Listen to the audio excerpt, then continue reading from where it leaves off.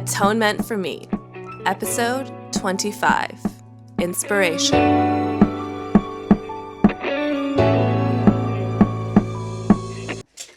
Hey Magical Misfits, it's Kaidain Ivy and welcome back to Atonement for Me.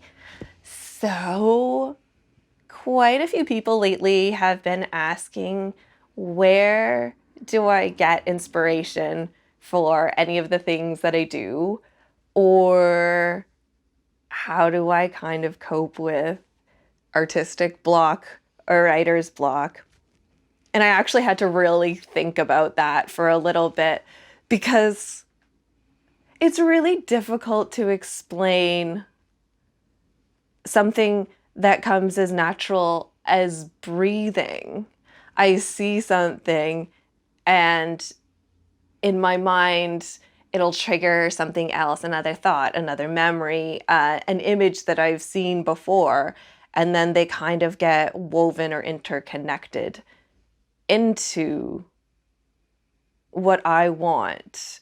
So when if I'm looking for inspiration, I usually look at images that have something to do with the idea that I have and kind of try and form my own version of what I want and then use the images to fill in details to kind of flesh out certain things that I might not have a really good recollection of or need to see detail or veining or colors or what have you.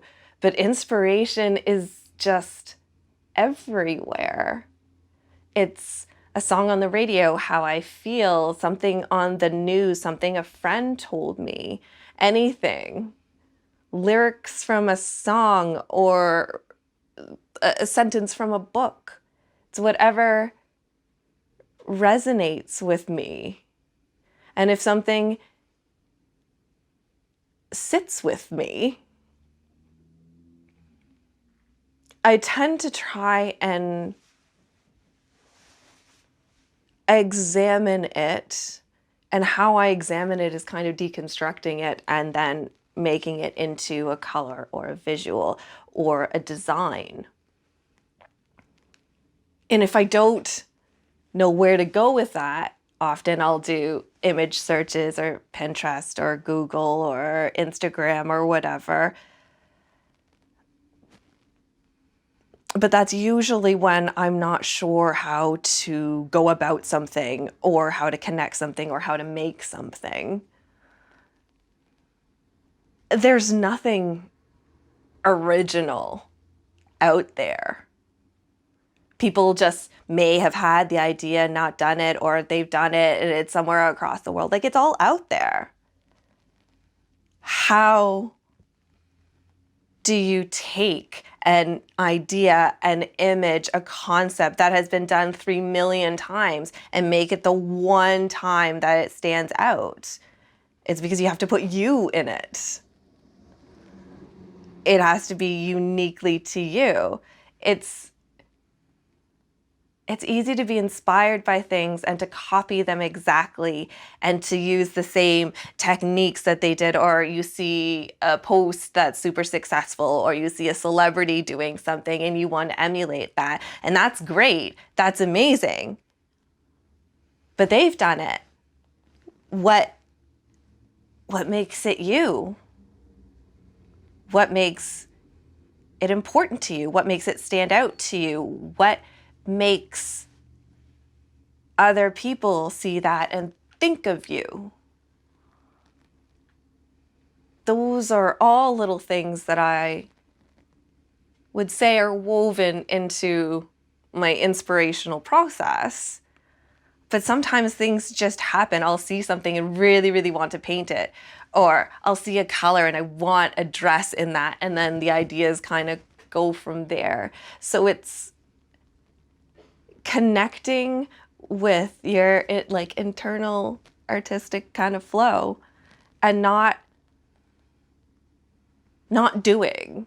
I think the easiest thing for writer's block or artistic block or anything along those lines is to be like, I'm stuck. I don't know what to do. That's my life. I'm almost always stuck and not knowing what to do. So I look at my surroundings. What can I make from that? And then that's how I kind of approach a lot of my inspiration. Sometimes out of necessity. Sometimes this is the box, the constraints of materials that I have. And I can only use those materials. That's already setting me up for this is what you need. What are you going to make out of that? It's not being afraid, because not every artistic endeavor is going to be successful. People aren't going to connect with it all the time. You might not be happy with it, but that's okay, because you know that you don't like it. So that's something that you're going to avoid in further artistic endeavors. It's not going to just stop. It's how you learn and how you grow. It's the same with anything in life. It's a skill that you hone and you really have to tap into and commit to. Because it's not going to come easy all the time. It's like meditating. Some days you can do it, and some days you're just like, I just can't. I use it as a coping mechanism, and I think that's how inspiration has been woven so deeply into my life and the things that I do, and almost everything I do is because I do use it as a coping strategy, and I do use it as a self-care method as well as a therapy session. But that's just me, and I'm just the crazy art person. So if you ever need inspiration, look at your surroundings and make that you. There's no right or wrong. You just have to explore, and the only way you can explore is to actually do it.